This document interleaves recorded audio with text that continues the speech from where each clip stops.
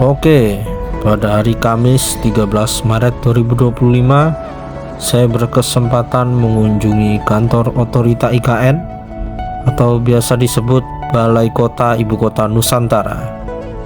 Jadi gedung Balai Kota IKN ini sudah terisi lebih dari 500 pegawai ASN, dari kepala otorita sampai pegawai dari berbagai kedeputian yang ada di IKN yang menangani berbagai macam jenis bidang, dan kita sebagai masyarakat boleh berkunjung ke gedung balai kota ini untuk konsultasi, bisa untuk berbagai urusan kita yang terkait dengan ibu kota Nusantara.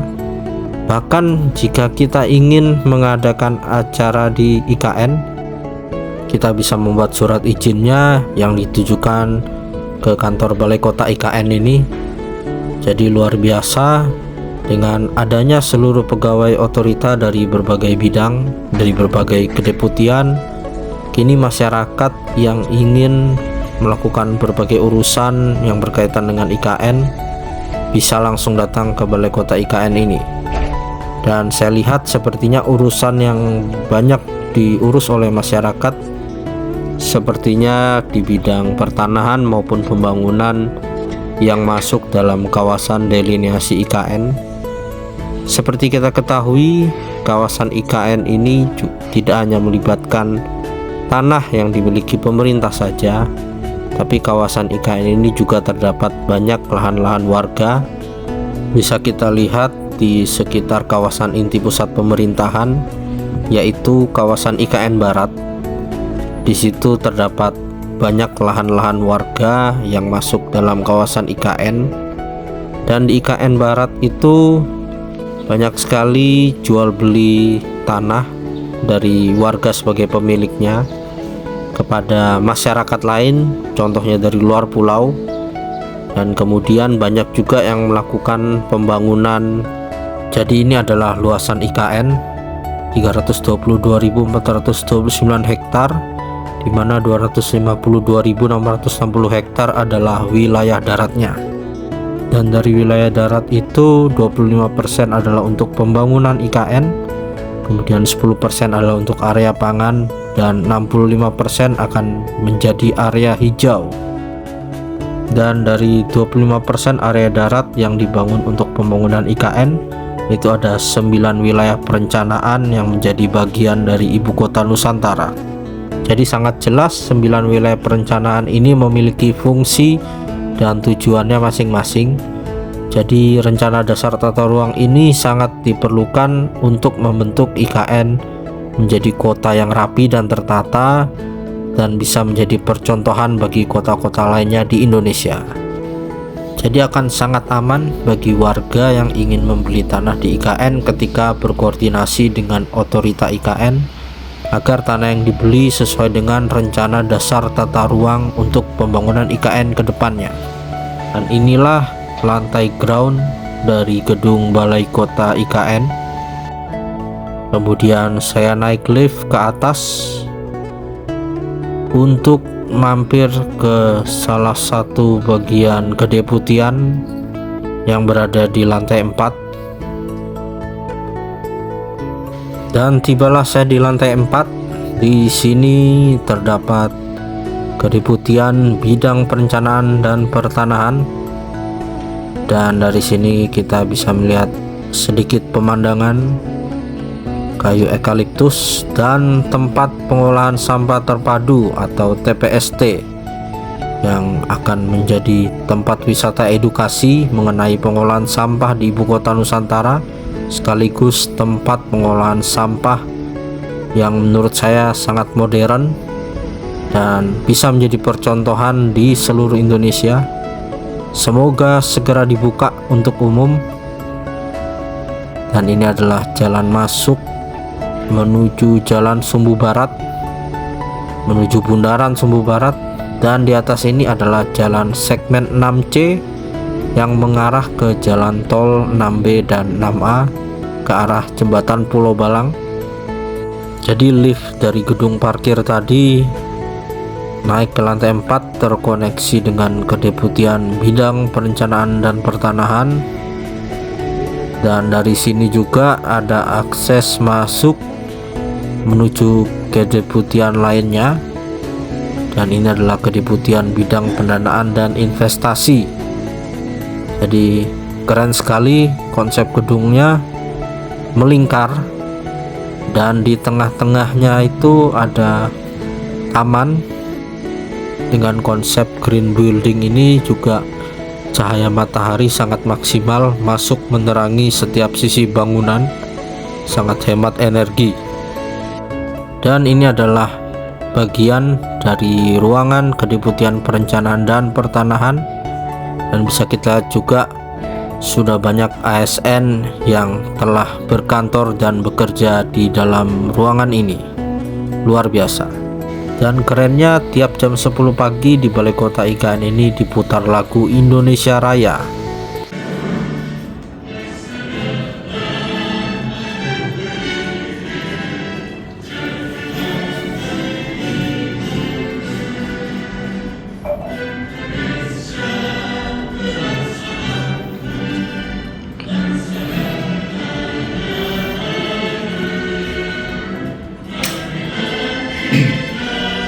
Jadi basic desain dari Balai Kota IKN ini didesain oleh Urbane Indonesia, yang kemudian DED atau Detail Engineering Desainnya dibuat oleh Alien Design Consultant, dan konstruksinya dikerjakan oleh BUMN PT Adikarya. Ini gedung keren sekali karena kita lihat dari berbagai sisi bangunannya itu cahaya matahari bisa masuk, dan banyak sekali area terbuka hijaunya, dimana kita bisa melihat pemandangan di setiap sisi bangunannya. Dan dari area sini kita bisa melihat ada Swiss Hotel Nusantara. Dari sini kita bisa melihat titik nol dengan Plaza Bhinneka, Taman Kusuma Bangsa, tiang bendera 79 meter, dan Istana Garuda. Jadi sebelum para pegawai otorita berkantor di gedung ini, mereka ada yang berkantor di Menara Mandiri Jakarta, ada yang berkantor di kantor PMC Balikpapan, dan kantor bersama di HPK, Hunian Pekerja Konstruksi di IKN. Tapi dengan adanya gedung ini, seluruh pegawai otorita yang berjumlah lebih dari 500 telah resmi berkantor di Balai Kota IKN ini. Saya takjub dengan Balai Kota IKN ini karena dari sini kita bisa melihat berbagai macam sudut pandang pemandangan.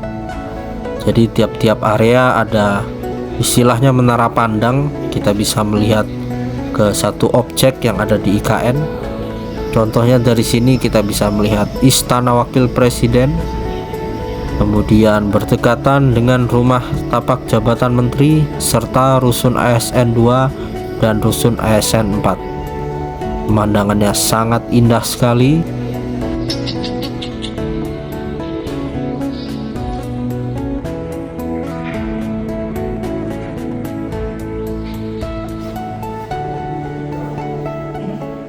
Dan ini adalah ruang kantor bagi Kedeputian Pengendalian Pembangunan.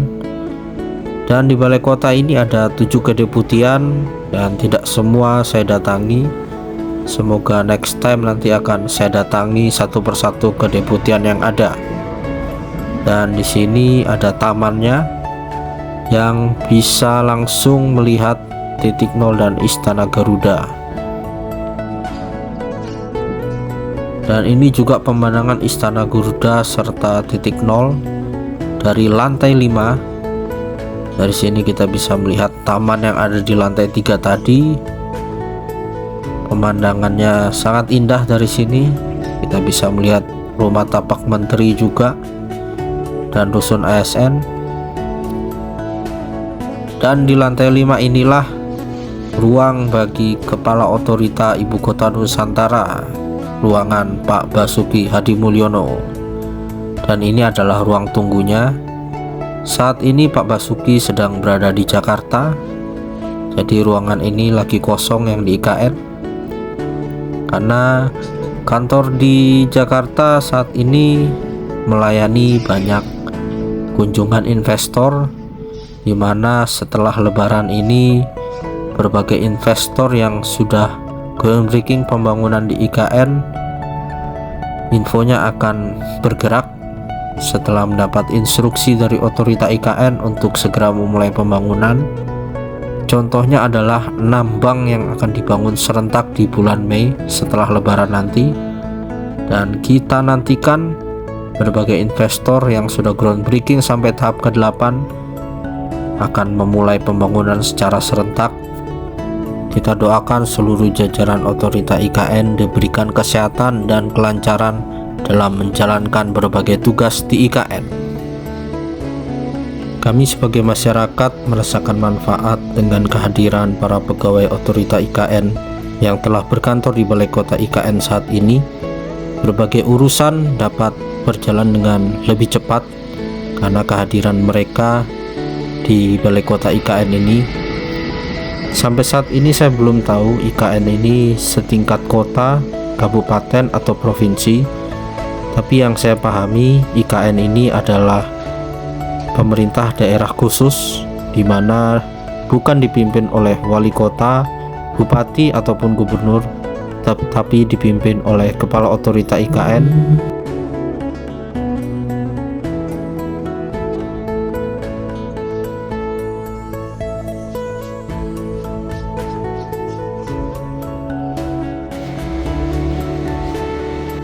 Saat ini terpantau ada beberapa tenan yang akan memasuki Balai Kota IKN. Sudah banyak saya share di video saya sebelumnya berbagai tenan di rusun ASN maupun di gedung-gedung Kemenko. Dan untuk para pegawai ASN yang sudah berkantor di IKN ini, kebanyakan makannya dari catering. Kalau catering memang lebih simpel, para pegawai tidak perlu keluar lagi cari makanan. Dengan adanya catering, makanan diantar sampai ke lokasi, jadi tidak terbuang waktu untuk mencari makanan di luar lagi.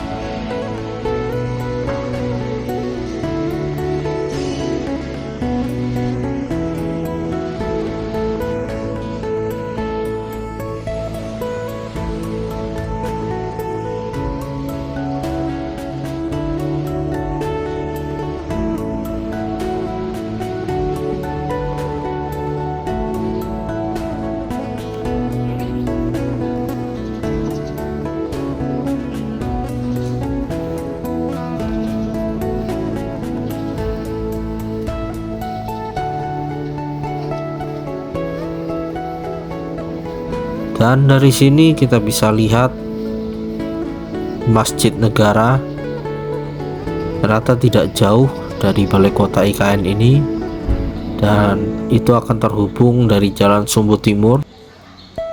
Dan luar biasanya di IKN ini akan menerapkan kompleks peribadatan, di mana dalam satu kompleks itu terdapat rumah ibadah 6 agama yang saling berdampingan, menjunjung tinggi toleransi antar umat beragama. Tampak akan dilakukan pemasangan Garuda raksasa. Tidak tahu di mana letaknya, tapi nanti akan saya update lagi ketika Garuda ini sudah terpasang. Ada pertanyaan, kenapa banyak sekali Garuda-Garuda yang ada di kawasan ibu kota Nusantara ini? Jawaban saya simpel, karena lambang negara kita adalah Garuda Pancasila. Tempat di hadapan kita saat ini ada bis listrik dari Bluebird Group, di mana setiap pagi mengantar para pegawai ASN untuk berangkat ke kantor balai kota dan menjemput para pegawai ASN pulang dari kantor menuju ke rusun ASN. Nanti saya akan coba ikut bis ini ketika mengangkut para pegawai pulang ke rusun ASN. Oke, terima kasih telah menyaksikan video ini. Sampai jumpa di kegiatan berikutnya. Salam Nusantara, salam Indonesia maju.